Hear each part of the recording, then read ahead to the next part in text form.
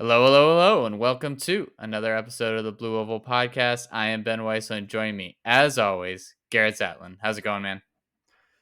Ben, it's maybe the summer, but we are no better in terms of getting this podcast set up. The technical difficulties, me banging my knee while I'm on mute, so you can't hear all of the very polite words that I was saying during that moment.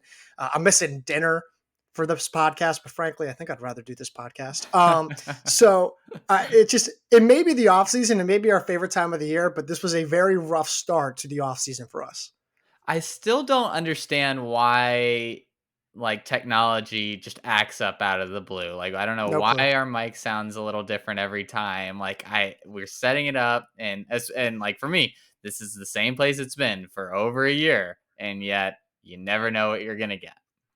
No, but that's just nothing in life is worth having unless there's a struggle, right?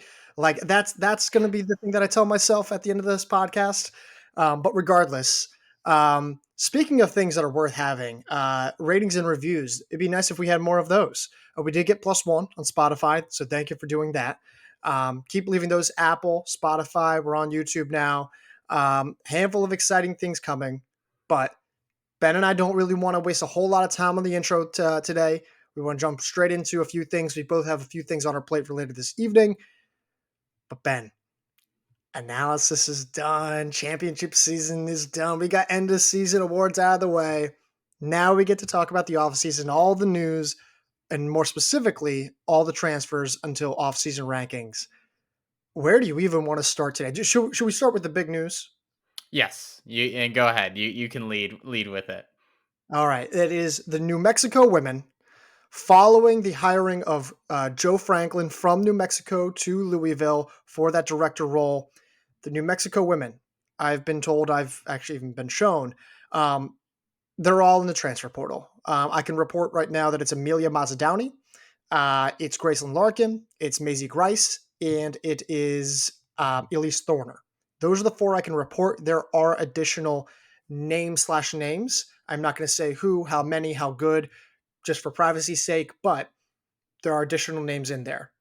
All of this is on top of Samri Deshawn Hmm. leaving New Mexico for Colorado already. That was not necessarily tied to Joe Franklin. That was just a personal move that was made before that announcement was made. So, Ben, I tell you the news. I tell the group the news. First thoughts about what's happening there. It's crazy to watch a title contender, dare I say, favorite just Mm-hmm. crumble before our eyes, like in June. Like, what a time for this to be happening after a great calendar or a great academic year of 22, 23. They were loaded and set up really well for this coming fall. And then we hear the Franklin news, you hear the Deshaun news, and then this big wave of women on the market. I mean, if you're Colorado or NC State, you're big winners here. It doesn't even really, I mean, Colorado got Deshaun, which was great, but NC State doesn't need to get any of these women to be a big winner. They just took one of their biggest rivals is imploding. And I mean, I wouldn't be stunned to see one or two of these women end up at NC State. But even if they don't, like, this is great news for the rest of the NCAA, who was looking to challenge for a title or podium spot. And that's like, I just can't remember. And this is, remember seeing anything like this before. And it's probably a product of the transfer portal being a thing, and or we might see this again at some point. But this is the first time we've ever seen a title contender, uh, not through graduating seniors, but just through losing transfers, losing coaches, completely implode. And that's exactly what my thought process was. I'm sitting there writing the article that's now on the site, and I'm going through this. I go, and I think this is the exact line that I write in there. And it's with such an overwhelming amount of talent set to leave New Mexico this summer, in addition to other unnamed athletes, the current era of collegiate distance dominance from the Lobo women is seemingly nearing its conclusion, or at the very least, it's drawing closer to an extended pause and rebuild. Like, And it's never a sentence that I'd ever expect to write about an NC State, New Mexico, Colorado, Oklahoma State kind of thing, right? Oklahoma State has more recently come into this fold, but I mean, New Mexico is dominated, and now like you're going to lose all these women. And I'm like, are they even going to win the Mountain West? Are they even going to finish top two? And like, I sincerely don't know if all of these women actually do end up leaving. Like, I know there's one who's kind of on the fence right now about leaving to begin with, um, but like it's crazy. And I also just want to say while I have the mic here, thank you to everyone who contributed to this kind of reporting, to this news and our sourcing. It took actually a lot of sourcing on this, like a lot. So I appreciate to everyone who was involved in that. Um, but regardless, it it's wild. And now it's not just one or two names. It's four, five names, six names that are now out there where any team can come pick up these women and say like, hey, let's try to build out here. Let's try to build out here. I know that within TSR we have uh, sprinkled the idea of like Florida and like watching some Instagram follows and seeing where people are going there, and that's all unsubstantiated, but it's speculation. And you think, well, Palmer has had some success with transfers before, and he's trying to build something, and he's got Parker Volby probably for maybe another year. We'll see what happens. We'll touch on Florida more in a second, but I think Oregon is a name to look at. I think Cal Poly is a name to look at. Oh, I think there some of these big time head coaches who made moves last year. I think probably Tennessee is also probably a program to look at for some of these women. I mean, some of these women are probably don't have as much eligibility and are probably going to want to go somewhere where the program's more established. But there are women that have more than 1 year of eligibility left, and you could see them taking a chance a little bit at a program with a brand new head coach that brings a lot of credibility and are looking to kind of kickstart things. And I think those three coaches and three programs all fit the bill in a lot of ways. And this could be kind of the next person to come up to really kickstart the program. But Amelia Mazzadowney, I mean, by herself, like I'm trying to think of if we've seen anybody quite this good and established on the transfer portal for since we've really been doing this. gosh, that's I'm sure there has. That's the thing. I believe there has, but I'm trying to figure out who that would be. And like as of last year, I'm thinking, okay, is it Bailey Hertenstein? Is it like, I But mean, not as I guess not Natalie Cook, right? I mean, Yeah, yeah, Natalie Cook's close. I think in terms of like, obviously she has a lot more eligibility, but in terms of just like, like you are getting a All American across 3 seasons, someone who's going to score you points in indoor and outdoor nationals, is going like almost a Amaris lock to Tanisima. be. Yeah, I mean Tanisima is probably the closest, but still Mhm. not nearly as consistent and as like proven, quite frankly, over the last year. No, like I'm taking a look right now at last year's list as well. Like I know there was like a Hannah Steelman back in the summer 2021, but Yeah. she was still probably not up there quite as much. Like it's not often that you get someone as solid as Amelia Mazzadowney, as consistent, as reliable. It's really, really rare. And then, Kaylee DeLay was another big name, but she again didn't have that same kind of year-long background of that high level dominance in the same way that maybe Mazzadowney does. Again, trying to go through in terms of like some of these other women here that I'm just maybe missing, but I think you're right. Like if you land Mazzadowney, like you're going to guarantee yourself a low stake and probably someone who's going to be contention for a top 10 or at least top 20 spot at the national meet. I mean, you get that. It changes everything about your dynamic. It changes everything about your lineup. Um, you just think about like if one team gets her, it's like if an Oklahoma State gets her, are they now the national title favorites? Um, it's it's hard to know, but like Thorner, like I think we forget she's one of the Yeah. fastest steeplechasers of all time in the NCAA. Like I think we forget that. She's been great. Like she was an All American. I mean, I think Maisie Grice was a 948 steeplechaser. I think she was primed to be an All American. There are other women on that portal who I feel like were well, really, I feel like everyone in New Mexico could probably be an All-American. I don't know. That's just kind of how their history works. Um, but basically, yeah, I mean, that's just kind of how it works. So very excited. I don't. Here's the new question I was going to pose to you. Louisville? Yeah, I could see, like I said, for maybe some of the younger ones, but not Mazzadowny. Like that's not happening. Um, I like I think we talked about this last week. I said I thought some of the younger ones might follow, but I just don't. Maybe like Grace, but like I don't see the more established stars like Thorner or Mazzadowny following, Do you mean Grice? or Grace. Yeah, excuse me. Okay. Um, yeah, That was actually my next question was, do you think it could be Grice? And you're like, yeah, maybe. So Yeah, I think that's feasible, but the other women I don't. Again, this is just going to be super fascinating. We probably are going to talk a little bit about, as we go through this list of transfers, like, oh, who's maybe elevated themselves to podium contenders, or to be on to qualify for nationals or be a title favorite. But frankly, we're just not going to know any of these things for sure until the dust settles on this. Like this is that impactful. There are too many good names on the transfer portal just through New Mexico that could yeah, alter the overall picture. And we need to, like, I'm glad we're not doing our rankings right now because like they would be in complete flux.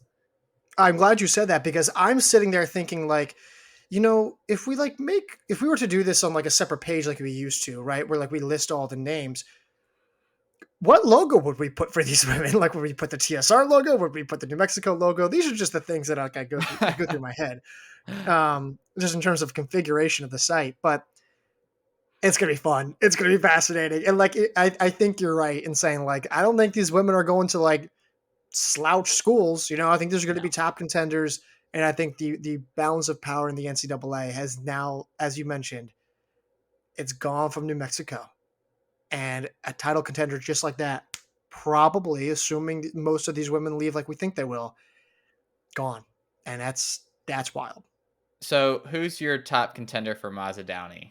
Like, because again, I don't think I can overstate how rare and impactful of a like transfer she will be. Like, she's not going to win you a title probably, but that's like the worst thing that you can say about her. She is so good and so consistent.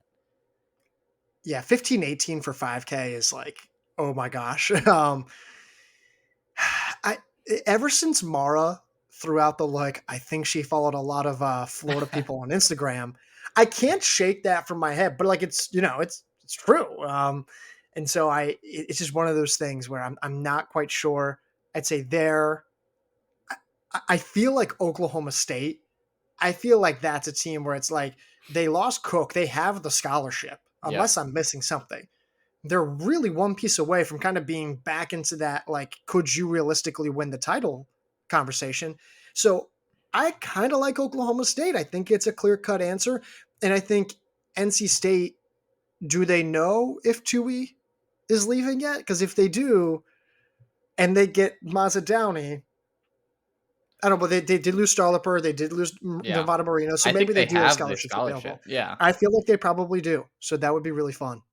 If I'm them, I am pulling a full court press to try to get her. Like Yeah. I think that I keep coming back to NC State because that's been their like model, is to be really aggressive with these transfer, like these athletes in the transfer portal, and I just think this is the one you go all in on. Like Yeah. and this, I don't know if she guarantees you a title, but she instantly makes you the favorite again. Like irregardless of Tui. Like I just think she presents such a great opportunity for them. So that's who I keep on. But I mean, we could see Florida, and that leads us to our next little bit of news. Flamina Ascol, Actually, a can I interrupt real yes, quick? go Can I ahead. interrupt? Can we actually stay on New Mexico and instead Sure, transition from Sam Redishon to Colorado? I do think I want to sure. talk about that just a Yeah, little yeah, bit. Just because Colorado, it's interesting. They've gone from, okay, we're going to bring back Hertenstein, we're going to bring back Baran, two heavy hitting low sticks, right? yeah. And now they bring back Covert, from injury. Hannah Minuti theoretically from injury. Haven't really heard a lot about her recently. Starlipper they add, Cook they add. Now they add an All American in Deshaun. And where are you on the Colorado can win a national title this fall train? I think they're clearly the most talented team. But are they Um, the favorites? I they have the highest upside, That's not what I I'm asking, Ben. don't That's not what I'm think asking. I I would say right now, I think they are. But do you I trust them to stay healthy? No, absolutely not. I think Deshaun was big because she Yeah. provides a level of stability, and Mhm. also you aren't depending on the Cooks, the Starlippers quite as much. Like before you absolutely needed them. Now you probably just need one of them to run really well. I think you Um need 2 of them. I think between Hertenstein, Baron, Covert, and Deshaun, you're good. You just need one of those, like, you need Cook or Starlipper. Yeah. Yeah, I think you Which need of those new transfers, I think you Right. need 2 of the 3. Right, yeah, I guess I'm including Deshaun more as a little bit more consistent, but I think that's huge, and I it's still a roll of the dice with them, though. I My guess is by the time end of July rolls around, they will not be my title favorite. But I think right now they are. It's an interesting team. Like, I don't think I've ever seen a team just be like, we're gonna do the riskiest lottery ticket ever. We're gonna Yeah. just, we're gonna hope that this team can stand on its feet. Because if they all stand on their feet, they're winning the title. Like, no Yes. doubt. If they're all getting to the line, even at 95%, Yes. they're probably winning the title. Um, but I don't trust like there's 4 women who I can point to being like they all had significant injury history. Um, and that's a terrifying concern. Like Herdenstein is probably a 5th name who had a few things that this past spring where, again, maybe not quite as significant as maybe a few others, but like it's really scary. But if I'm Colorado, I kind of like it. I love the move. Like, I think it's a great idea. They're like, okay, Oh wait, so yeah. we have 2 low stick standouts, veterans who we know we have 1 more year with. Like, yeah, they're injury prone. Like, yeah, this is a little iffy, but like, if everything's going to come together this year, this is probably the year to do it. Do it. So, Also, like, it's a no-brainer to pick up Cook or Starlipper. They have so much right. eligibility. They are injury prone, but they've shown that they have the talent and the ability to compete at the highest level at NCAA's. Like, it's a no-brainer. Like, it presents risk, but I just when you have the opportunity, especially in Cook's case, you have 3 more years of her. Like, you have to take that opportunity. I think I don't know if it's necessarily a no brainer in the same way that you're saying it. For Cook, maybe it's a little different, but like if I'm NC State and I'm like the goal is to win a national title next year, who are you taking? You gonna take Mazda down, or you gonna take Starler per Cook first, and you have 1 scholarship left. Oh Who are you yeah, taking? you would 100% take Right. So Mazzadowny. I think it's more circumstantial is than I think we realize, or maybe give it credit for. Yeah. Yeah, yeah. No, that's fair. But yeah, I love the Deshaun move. I thought that was perfect. Yeah. If they can get one more, like, again, they just Do need they someone. have that money? Who knows? But like if they can get one more, and it doesn't even have to be someone as like high of a ceiling, but someone just with a with a higher floor, like who you can bank on to be like 90th at nationals. I think that would be like huge. Like I just someone that you can like be like, all right, if worst comes to worst, we have a solid 5th scorer who isn't gonna just completely flatten us if everybody else just the wheels fall off. You know who that could be? Maisie Grice, a steeplechaser who Yeah. would fit well with Colorado. So, all right, let's move off of New Mexico. We'll be here all day. We're already 20 minutes in. Oh my gosh. Did you want? Let's move to Flomena Asicol. I interrupted you last time. Please, can you take it from here? Graduate transfer from Alabama to Florida, going with back to her old head coach, Will Palmer. And now we start to get really interesting, like with this Florida team. You have Volby, you have Essicle, like you have 2 front runners, And then if they can get someone like Downey, then all of a sudden, like, it's a little bit like the Alabama men's kind of like dynamic where you have that great front trio and then you just try to surround them as best you can to fill out that lineup. And I don't think they would have to do major surgery on this roster to turn them into podium. I think can like favorites, but they are certainly on their way to being like top 10, top 15 at the very least. Yeah, for anyone who needs a little bit more background on Asakal, third place finisher at the mile at the Indoor National Meet this past winter, 4:32 mile PR, two-time All-American on the grass, 29th in the fall of 2021, 14th last fall. So like Yep. you're getting a juggernaut name, a like a true low stick. Pair with Volby, I mean, if Tui leaves, is that the best 1-2 punch in the NCAA now? Um, Probably. Yeah. Right? Yeah. Yeah. So that's something to watch. I think the other aspect of this that is maybe a little overlooked is Allison Wilson also going from Alabama to Florida. And you're like, well, who's Allison Wilson? Well, actually, youngster, a lot of eligibility, ran 16:05 5K unattached this past spring. I have been told by someone that they think she's in 15:45 shape. Um, I I'm let me see it before I believe it kind of guy. Yeah. But if that is true, then they have already a third, or if they bring in someone else, a fourth scorer to bridge the back of that lineup already. Add something there to maybe add a little bit of an edge that I don't think they had beforehand. And I was talking to someone, and they're like, "Well, start doing the math with Asakal too." And they start going through it. They're like, "Is this a top 20 team in the NCAA right now with Asakal? Are they almost 15th?" And I was like, I mean, started going through some of the math. I was like, I mean, it's not completely ridiculous to suggest it either. Like No. Angelina Perez might come back like this fall. Like that's something to monitor.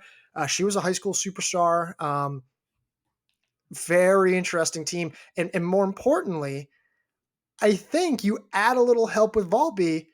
I think it maybe relieves some of the "are we worried that she's going to leave" kind of thing. Oh, 100%. Like I mean, I think that building a strong team around her is a great way to convince her to stay. Not that she needs to be convinced to stay necessarily, but if she starts to get a wandering eye, like for maybe a place where she can compete for more of a team title, surrounding her with better training partners, better opportunity to finish higher up as a team in cross country, I think is a great way to do that.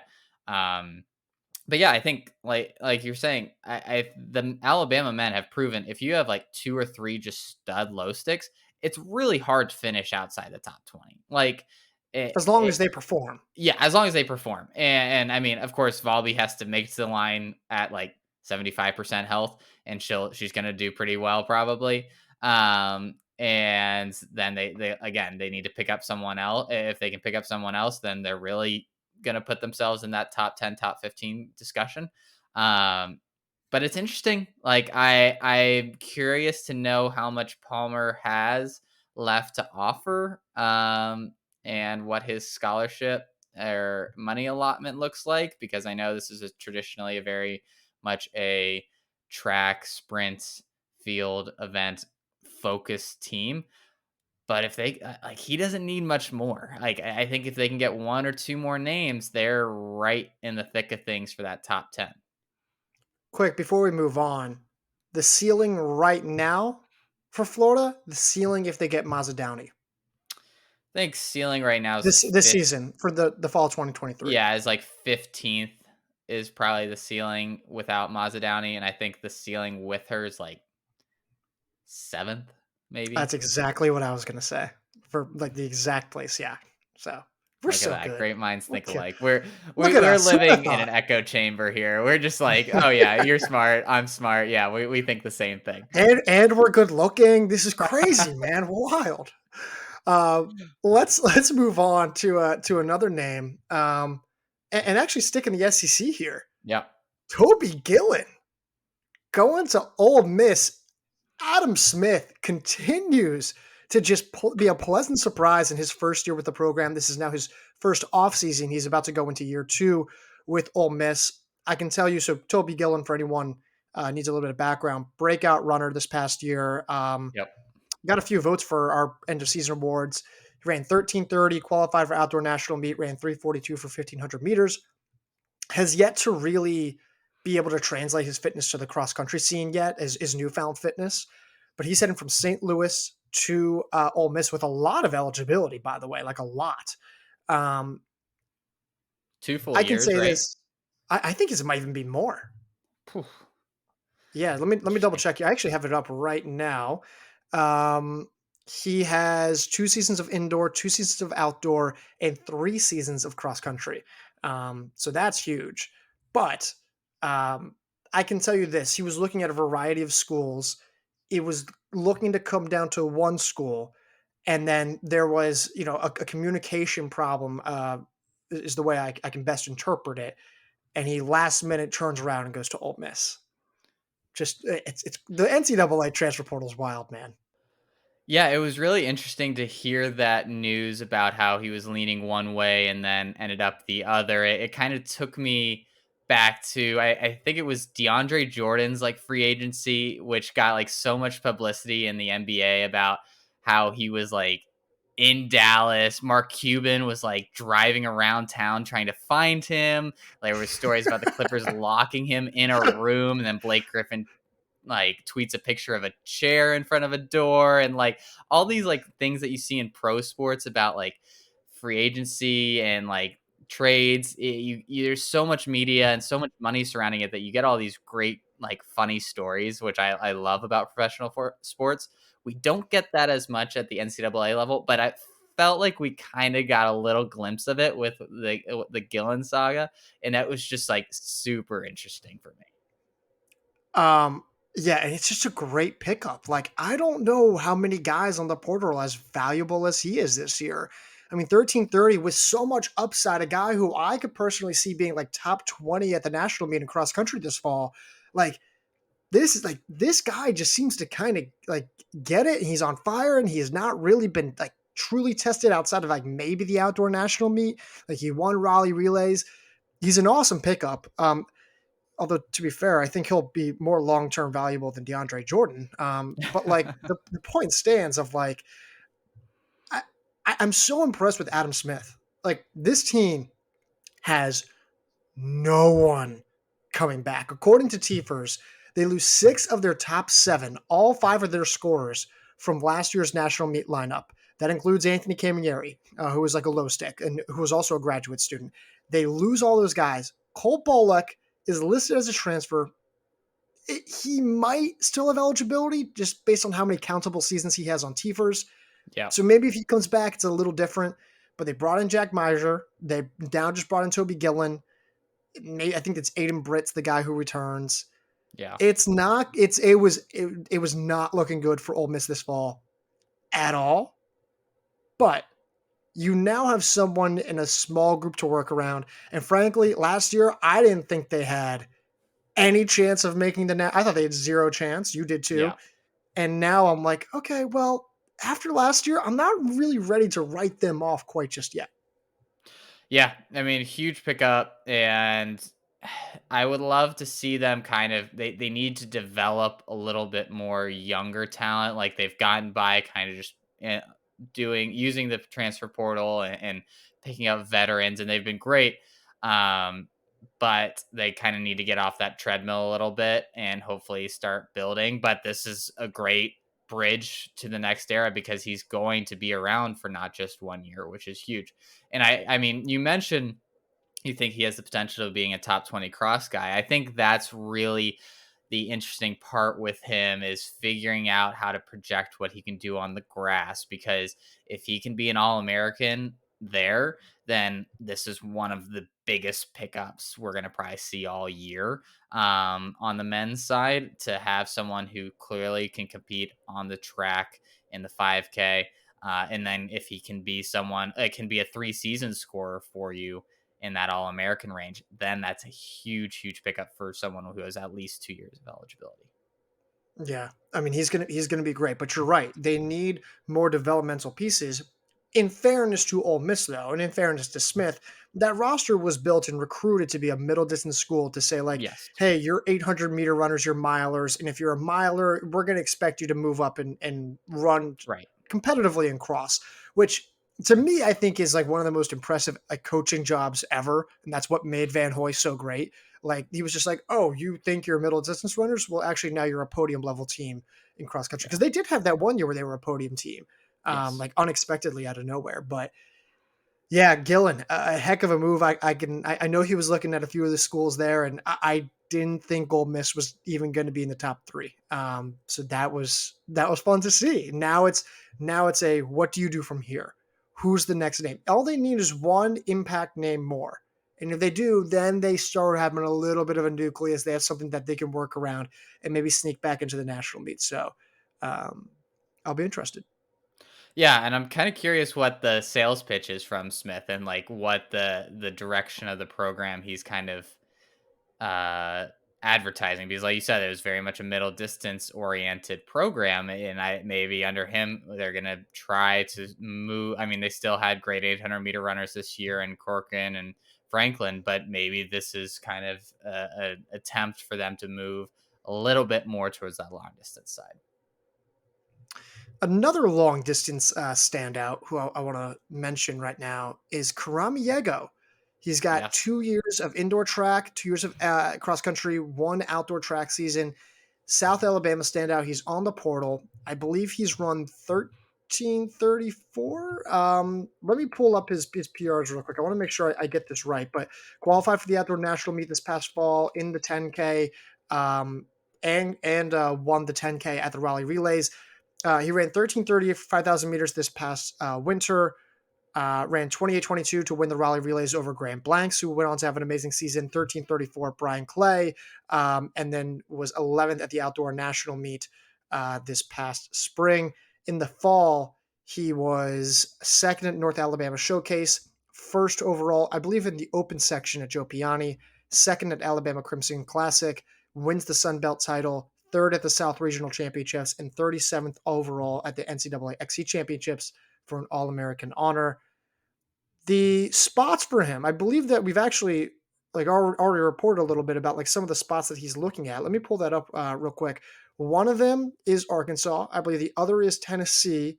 The other two are Washington State and Alabama.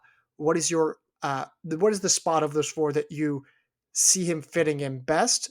The spot that like you want him to go to, and then what's the spot that you think he'll go to? I think Tennessee's probably the best fit in my mind. I think he can take over for. Is Jacobs have one more season of eligibility crosswise, He or is he does, out? but does Okay. he leave is the Ick thing. it. Yeah. I think with Jacobs that becomes such a great team, and I like the setup there.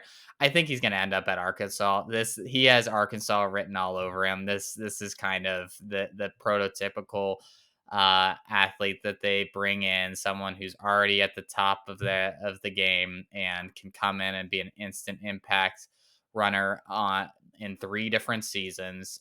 They love being able to have that guy that contribute on the grass, but also score them points at SECs, at NCAA's, indoor, outdoor, and that's exactly what he can do. And I mean, he for those reasons, he's such a big name. Like I feel like he's flown under the radar a little bit, but he is about as good as they come. I think he's going to be a top 20 name for us when we come down to our individual rankings on the men's side for cross country. I think that he's someone who's going to be considered an All American favorite in the 5K for indoor and outdoor next year. He is again. He's not. I don't think he's going to win you any titles, but he's going to be a consistent, great scorer for whoever he ends up with. Yeah, and I agree. I think he just screams Arkansas, mainly just because that's the first school that I was shown. I was informed by my source that he was interested in, and so I just feel like it works out there. I think it's also because Arkansas really needs the help. They are Yes. very active in the transfer portal. They need a low stick to pair with Patrick Kiprop. It would change the dynamic. They've been known to go after guys in the transfer portal before very actively, especially when they have roster reset years, a little bit like they had this past fall, this past year. Um, I think he's going to go to Arkansas. I would love for him to go to Alabama. I think that would be such a fun group. Like I think Alabama, um, like I think their depth is, even if they're losing maybe a couple guys here or there, I still think their back end's as good as it ever has been. I know last fall at the end of it was not great. It was actually pretty bad. But in a reality where everyone actually runs as good as they should, which is a separate conversation, and you add in Yego, I mean, am I ridiculous to think that's a podium team? Whew. So if everyone runs if you get Cheerio, Kiprop, Kipsang, and Yego, and they're all top 35 All Americans, and you get a Yeah. fifth guy to finish like 80th, 90th, Yeah. I mean, maybe. if you score under 200 points, which in that configuration you do, then yeah, you're a podium team. Like, Yeah, yeah. Wow, that's a good memory. How did you know that? Wow, yeah, I yeah. spent So too much we'll time looking at T-first results. Yeah, well, you have a master's degree, and I sit in front of a mic. So, but anyways, yeah, I think it's great. Washington State, I thought that was like an interesting school to throw in Random there. name. I A like little bit it. of a I like random. that they're being included. Like, I think that's probably a good sign for them, but very like, especially like geographically, like curveball there. It kind of came off as like, oh, I just like that they're included. This is nice. This is cool. But yeah, that was cool. I will say they do have a somewhat recent history. Well, actually, extensive history. If you think all the way back to like Rono and those kind of Yeah. ages, um, where they would bring in overseas guys, Africans like from Kenya and Ethiopia.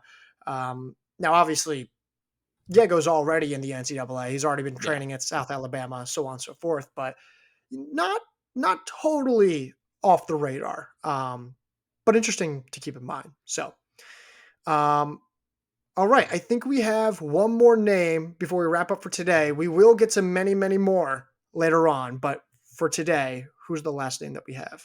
Let's wrap up with Devin Hart, graduate transfer from Stanford, headed to Texas. He owns PRs of 2807 in the 10K, 1329 in the 5K, 751 in the 3K.